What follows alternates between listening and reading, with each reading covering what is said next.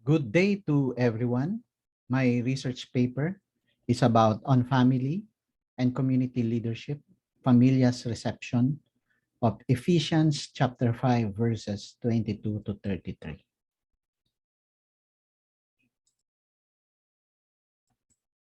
The concentration of power in one dominant group is inappropriate nowadays when gender equality, democracy, and egalitarianism are the prevailing ideals in the contemporary times. Along with this positive social change is the ecclesial renewal since Vatican II. The Catholic Church has been traversing the journey to synodality in the principles of communion, full participation, and openness to the mission according to Vademecum Part 1.2. Despite the ideals and the pursuit for renewal, the monopoly of power by one group still exists today in both secular and religious structures. Among religious communities, certain biblical texts with its interpretation that allegedly contain the truth are used to justify the hold of power by the dominant group as divinely preordained. This paper specifically focuses on Ephesians chapter 5 verses 22 to 33 and how it is perceived by familia leaders that subsequently impacts their community leadership structures and household relationships. This study is a qualitative descriptive research using online structured interview of 21 participants generating electronic transcripts subjected to Richard Lyn's qualitative analytic coding strategies for textual data. There are two principal objectives of the study. First, it is to examine familia leaders' interpretation of Ephesians chapter 5 verses 23 to 33. And second, it is to determine how these interpretations regulate their views on the leadership structure and gender relations in the community and family households. The participants are 21 familia leaders who responded to the online invitation for interview. They consist of 6 couple leaders and 9 individual leaders. Overall, there are 11 males and 10 females. Majority of participants are within the age range of 50 to 59, representing 66.7%. 6 leaders are within the age range of 40 to 49, or 28.6%. And only one participant within 60 to 69 years of age, or 4.8%. They are national and area leaders of the community. They hold various administrative positions: 2 leadership council members, 2 ministry leaders, 1 South sector head, 3 area heads, 5 parish heads, 3 youth ministry heads, and 1 home cell head when this interview was conducted. Among the participants are 6 married couples. The female spouses are leaders as concomitant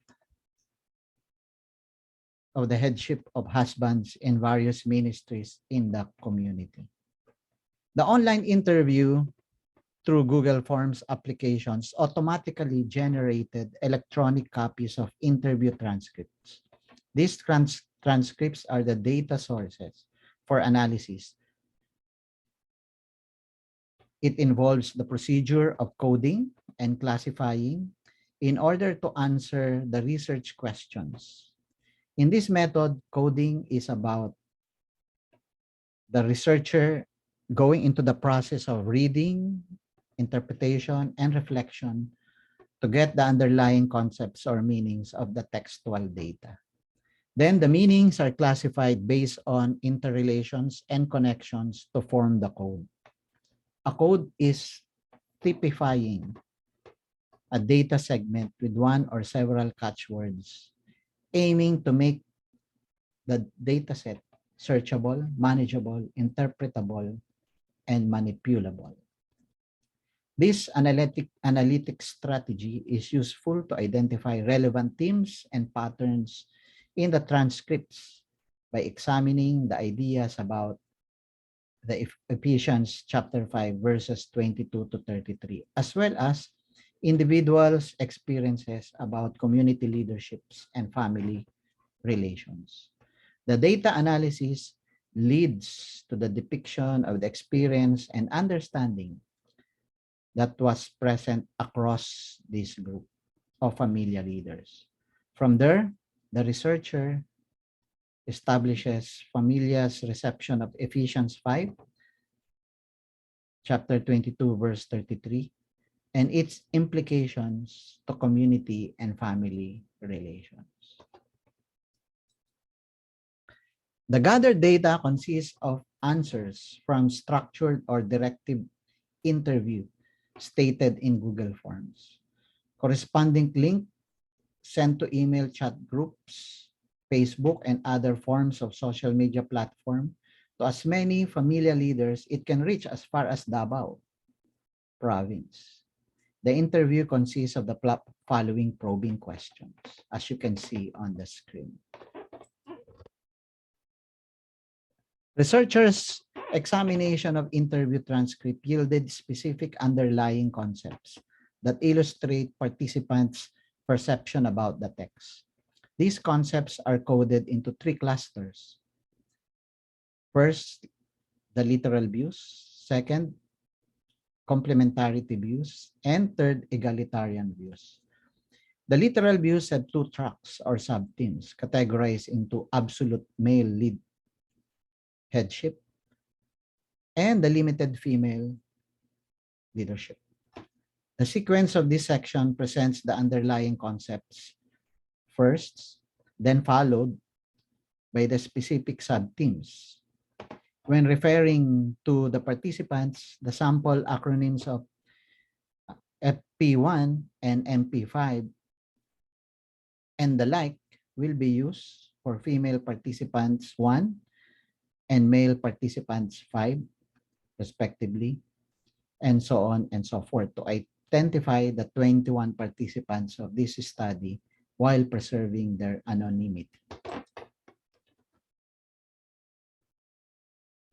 Literal views. It emerges from the questions probing familia's interpretation of the said text, Ephesians 5, verses 22 to 33. Majority of participants simply iterated the words of the text itself, that husbands are the heads or takes headship of the family.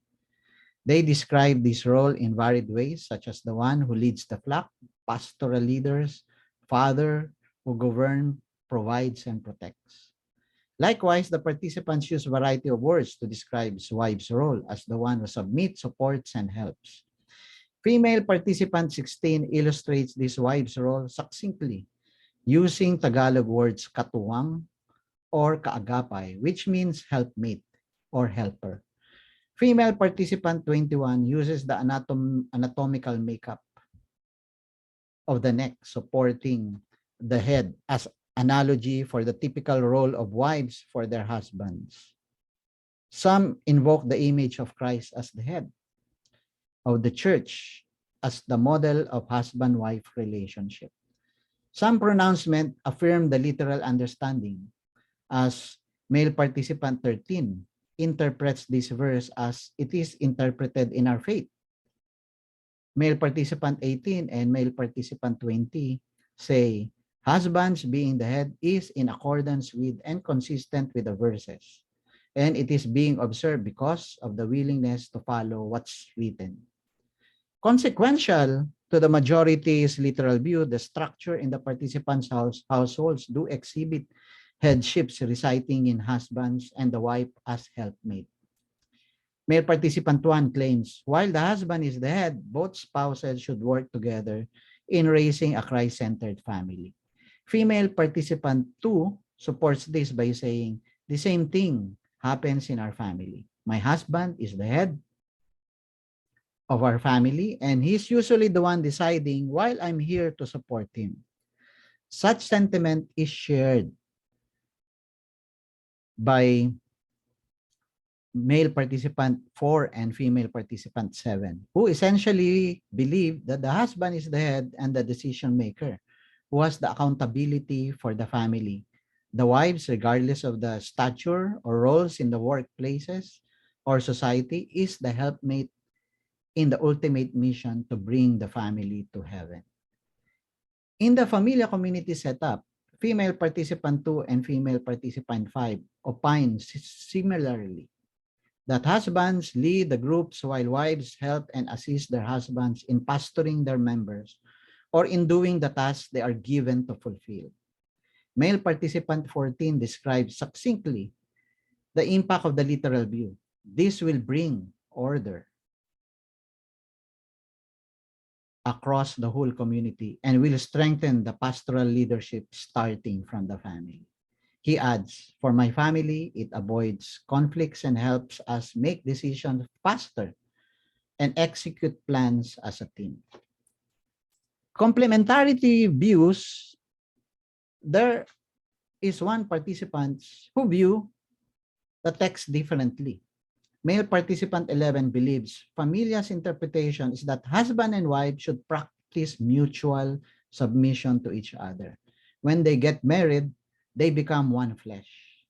He further describes how this assumption plays out in the familia leadership structure by saying, as I observe, the leadership structure in familia does not belong to the husband or wife alone, but we serve leadership as one couple and will work together as one. It implies running the household smoothly as long as the husband and wife practice mutual respect and put their love first, set aside their individualities. Some participants who acknowledge the pericope's interpretation of male headship but expects its practice in the community and household is shared with wives, or at the very least, they should be consulted in decision making. Female participant 3 has this to say, I believe submission should be in the proper context and not to be done blindly by women. I go for mutuality and partnership. I urge my husband to lead the family, but consultation with me is a must. The same line of thinking for female participant 17, who admits that wives should give way to the headship of the husband for the sake of peace.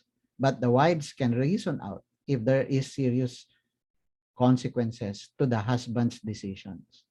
Apparently, this notion of shared or consultative leadership is not a popular interpretation of Ephesians chapter 5 verses 22 to 33 among the participants. The next is the egalitarian views. While some participants have the literal interpretations, they have reservation or disagreement for its practice in the community and households. Male participant 10 views male headship is not absolute in the following words. In some ways, yes. In some ways, not. Since nowadays, there are other aspects that leadership does not reside with the husband or the male alone, but rather can already be portrayed as well by women or the wives. For male participant 15, it is ideal to allow everyone to have voices and express their opinion for the community's welfare. The egalitarian view, or the idea of women having equal right to be the head or leader of the community, is not a popular interpretation. This view allows for the openness of the couple for the reversal of roles. In short, the supporting role is not exclusive to women. Like the complementarity view, the egalitarian view is not prevalent among the participants. The specific themes related to literal views. Absolute male headship. This is the most common reception of Ephesians 5 verses 22 to 33. Male participant 12, who is among Familia's top leader, reveals, for the last 25 years, the leadership of Familia and its structures were based on Ephesians 5. Some participants are resolute in their belief in absolute male headship in the community and households when asked about allowing women expanding their roles, even to the extent of assuming the headship or leadership in different domains of the family and community life. Male participant 14 and 20 answered in the negative. With all due respect to our sisters, but back to our teaching, it is the man who heads, who leads, and pastors the sheep. And we have to follow what is written. Men must be the one responsible, the wife be the helpmate. Limited women leadership. While majority of participants understand women's roles as supporters or helpmates, they are open to women occupying certain positions of leadership. Female participant 5 aptly describes what it is like. Yes, I will allow women to assume leadership in the community or household, but only on certain tasks where she has core competence. For example, handling a ministry, leading a worship, budgeting, etc. However, for the highest role of leading familia and family, I believe that it must still be a male leader. For male participant 4, he asserts that this ministry should be only the ministry for women. This resonates with female participant 19's opinion. I think as a woman, we should not deprive them in assuming leadership in whichever way, but should be side by side with the husbands. It should not be above and beyond the responsibility of the husbands. For that, we will live out what Christ wants us to be and should do. Female participant 16 has this to say. Yes, there are certain tasks or functions in the community that is best handled by women. Women are more sensitive to feelings, but in running the household of couples, it should be clear that the headship comes from the authority of the husbands. So these foregoing statements reveal underlying concepts of limited leadership of women in the community and households. This is attested by the statements of male participant 9. Women leadership is limited and behind her is the husband. The inference from all these expressions is that limited leadership means women taking the lead only in selected capacities, but elaborates, but never the highest positions, which is exclusive to men. Female participant 7 elaborates. Men continue to hold the pastoral leadership in familia as guided by the scriptures.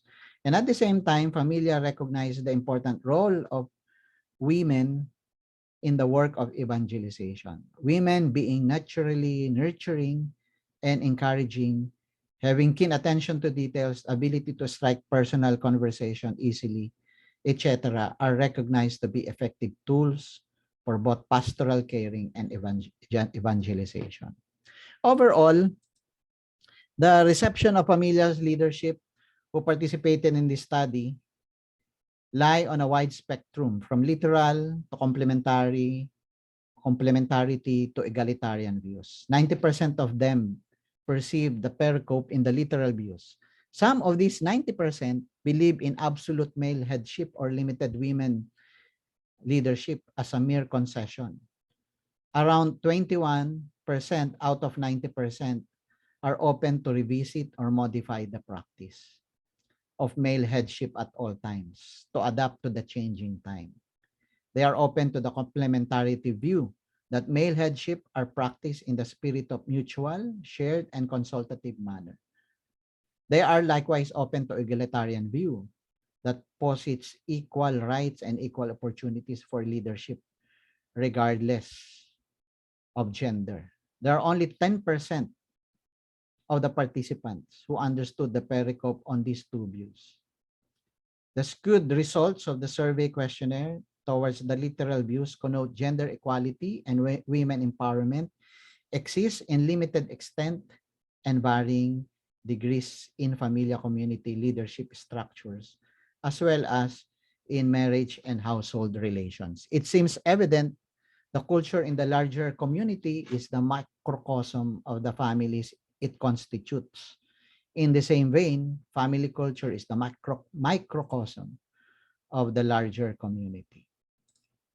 The various views of the text by familia leaders from across the age range and gender give rich insights for evaluation as to what direction the community should take in the work of evangelization as it continued to grow in the future. It shows that along with other faith-based communities, Familia is faced with the challenge to respond to the call for synodality that involves renewal of mindsets and structures. As an ecclesial community, Familia considers texts from sacred scripture as important resource for guidance. The difficulty of lay people to understand some Bible passages is inevitable. Majority of participants view biblical text in its literal meaning. Osiek observes, we are confronted with a formidable text, not only because of the layers of association and feelings it evokes, but also because of its complexity and the importance it has had in the church understanding of itself. To counter this problem, the researcher suggests an inclusion of basic Bible study or Bible hermeneutics and gender education in the leader's faith formation program.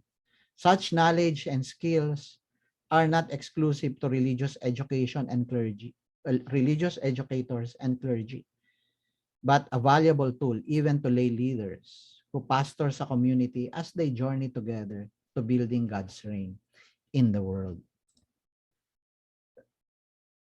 There are gaps of information in this study. Future researchers can conduct a validation study in what other aspects of community and family life Ephesians 5, chapter 22, verse 10, 20, 33 have made such great impact other than leadership issue. An assessment study among ordinary members across the age group is likewise a good area to explore to determine whether they have the same reception of the text as a majority of the leaders who participated in the present study. And that ends my paper presentation. Thank you very much. And once again, good day to everyone.